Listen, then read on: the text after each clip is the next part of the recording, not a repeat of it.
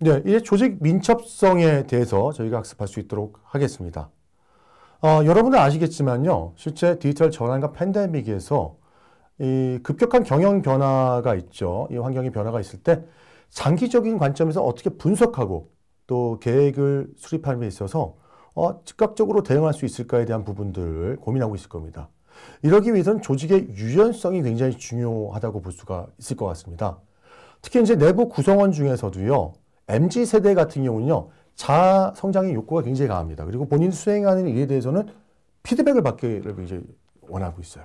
그러다 보니까 리더들에게는 무엇보다도 유연한 조직 관리가 요구되고 어떻게 이들, 교수 구성원들을 케어를 할 것인가에 대한 부분도 중요한 이슈라고 볼 수가 있겠죠.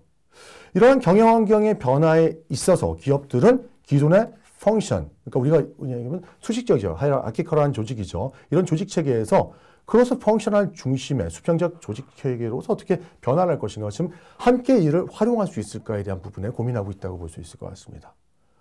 실제 이제 한 부서에서 업무를 수행하는 것이 아니고요. 또 다른 여러 부서의 전문가들과 협업하고 있는 부분들이 많아졌다고 볼 수 있을 것 같습니다. 이러기 위해서는요, 어떤 부분이 있어야 될까요? 실제 기능 중심이냐 다기능 수평적 구조냐에 대한 장단점을 보고 이에 따라서 조직에서 우리가 대응을 할 때 그 민첩성을 고려해서 대응을 하는 그런 부분이 필요하지 않을까 생각이 들고 있습니다. 특히 이 민첩성이라는 개념은 그럼 언제 시작됐을까요? 린다 홀비치라는 그 HR 컨설턴트가 있습니다. 그 어떠한 그 급격한 변화의 환경 변화에서도 살아남을 수 있는 기업들의 공통적인 특성이 무엇이냐에 대한 부분이 있거든요. Agility라고 얘기하기도 하고 Agile Organization에서 민첩한 조직이라고 얘기를 합니다. 근데 Agility라는 얘기를 갖고 보통 우리가 용어로 많이 사용하고 있죠. 그럼 정리한 대로 한번 보십시오. 기업이 시장 변화, 고객의 니즈에 대해서 어떻게 이 변화에 신속하게 대응하고 이에 따라 적응, adaptation, adjustment라는 용어를 쓰기도 하죠. 저는 adaptation을 많이 쓰긴 하는데 이런 변화에 적응할 수 있는 능력이냐에 대한 부분이죠.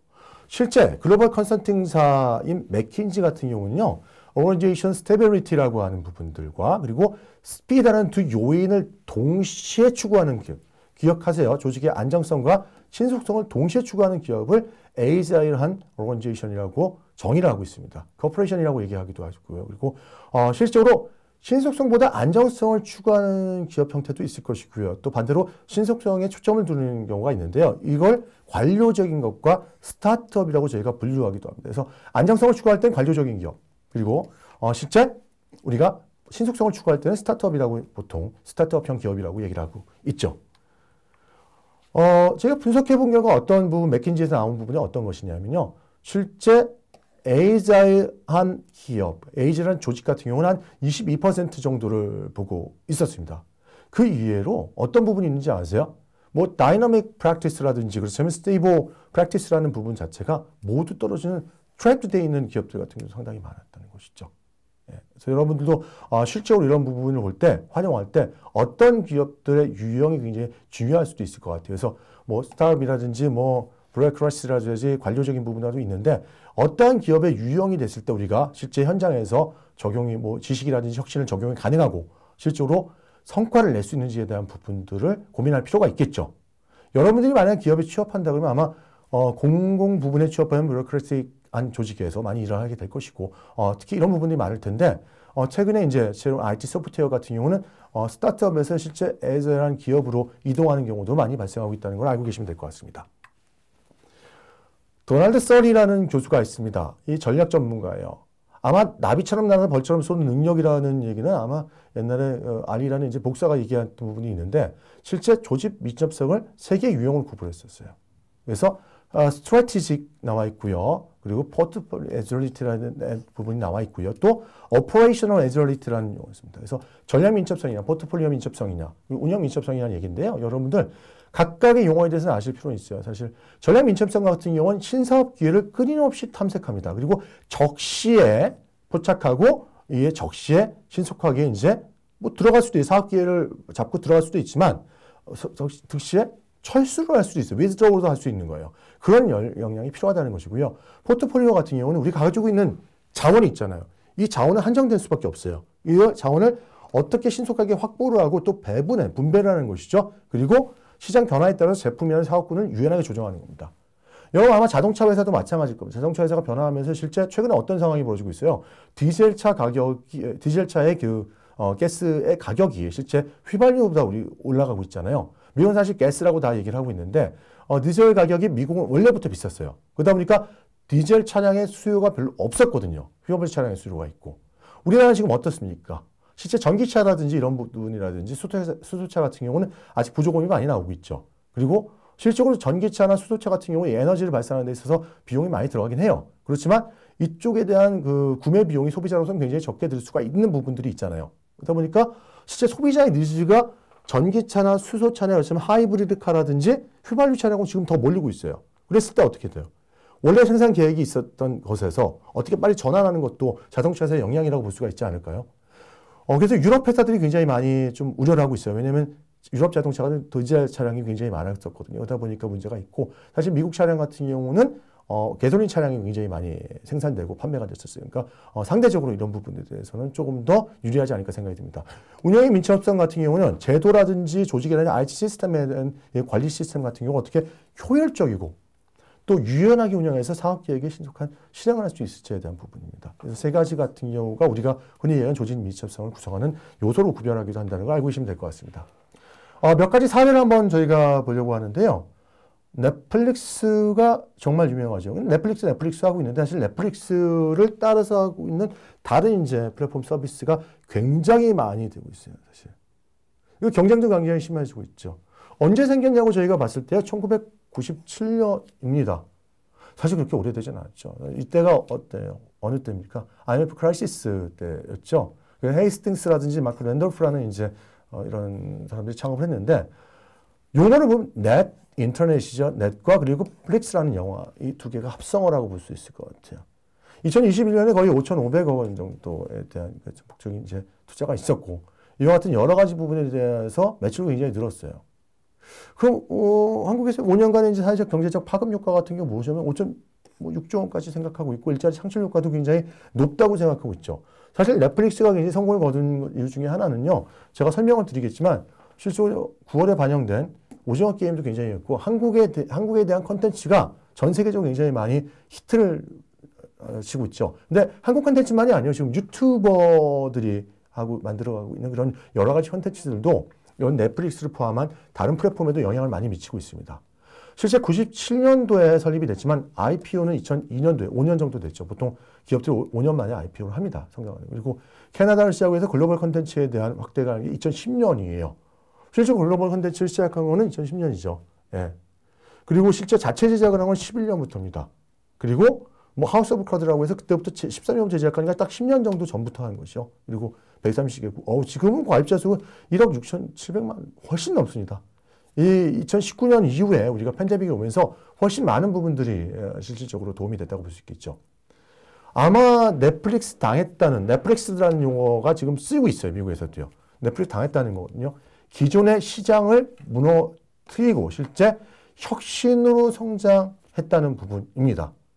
특히 팬데믹이 많이 도움을 줬다는 말씀드렸죠. 외출 안 하면서 자가격리하면서 실제 오버 더 탑이라고 해서 OTT 비즈니스의 성장과 연계가 되어 있다는 것이죠.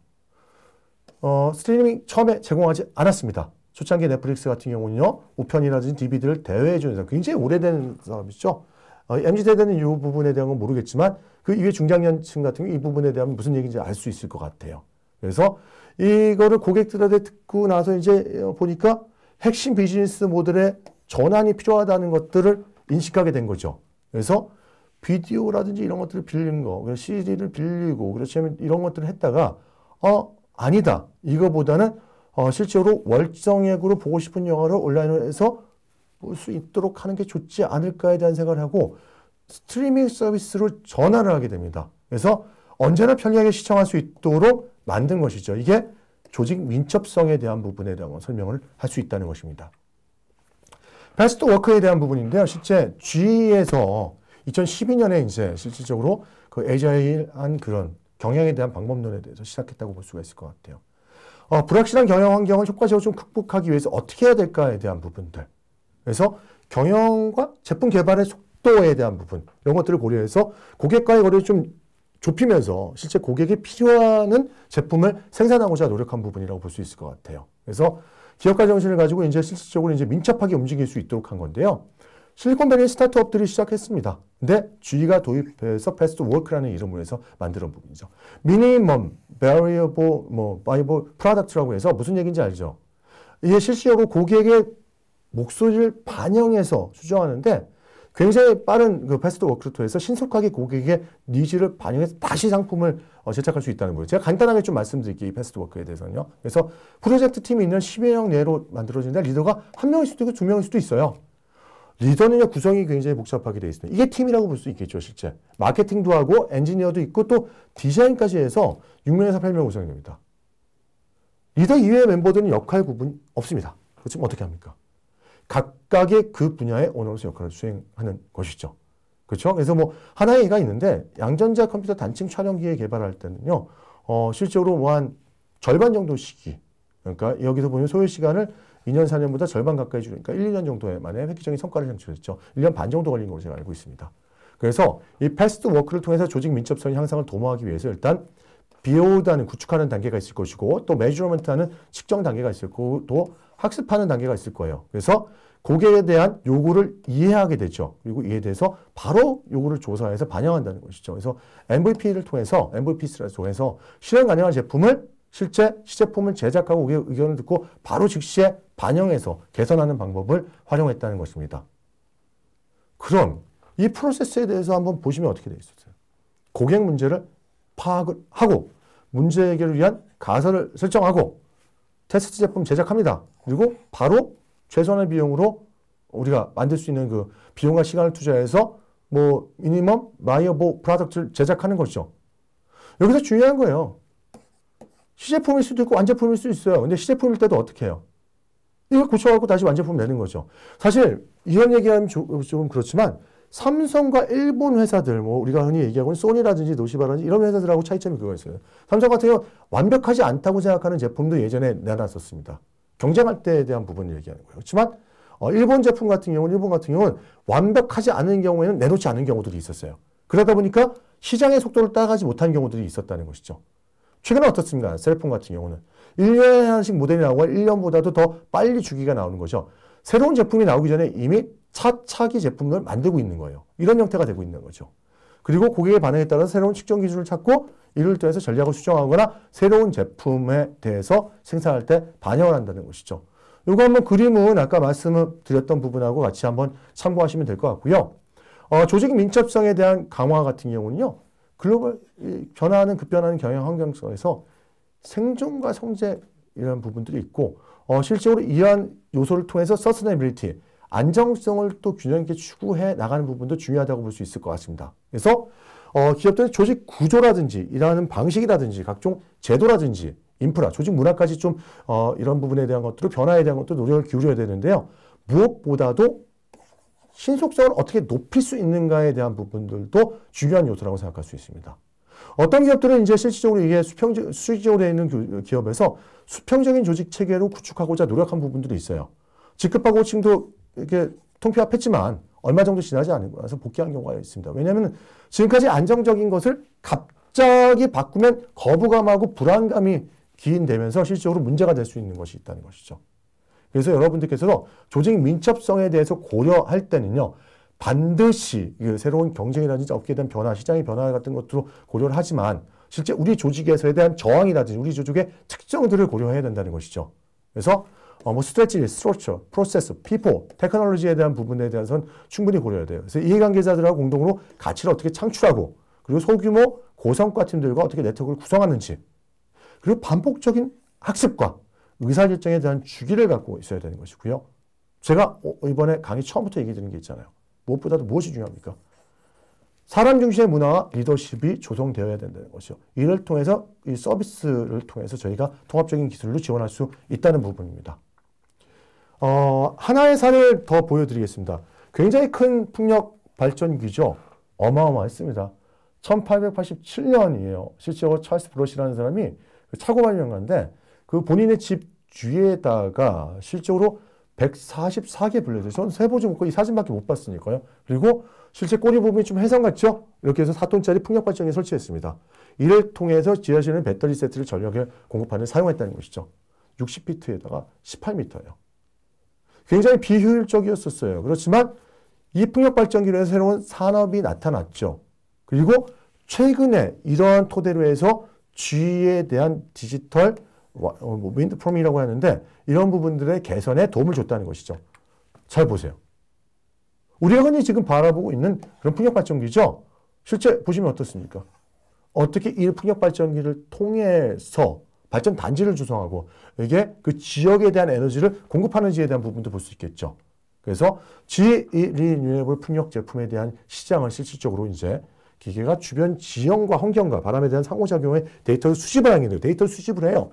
어나리틱스를 하는 거죠. 그리고 풍력 발전에 상하는 디지털 트윈을 구축을 하고 이를 토대로 해서 터빈이 어떻게 가장 효율적으로 작동하는지에 대한 부분도 설계하고 실제 지속적으로 최적화될 수 있도록 만든다는 것이죠. 애플의 시리라든지 다른 기계, 머신러닝에 대한 것처럼 이 풍력 발전 기기가 실제 생각하고 이에 따라서 더 효율적으로 운영할 수 있는 방향에 대한 제안을 하고 있다는 것이죠. 또한 뭐가 있습니까? 소음을 관리하기 위한 데이터를 활용하기도 있다는 것이죠. 그래서 소음을 허용치 이하로 유지하기 위해서 어떻게 모터의 회전 속도도 변화시킬 수 있는가도 고민하고 있다는 것입니다. 제가 좀 빠르게 여러분들 전달드린 것 같은데요. 뭐 문의사항이 있거나 이런 부분들 같은 경우는 저희가 게시판을 통해서 질문하시면 좋을 것 같습니다. 그럼 다음 시간에 뵙도록 하겠습니다.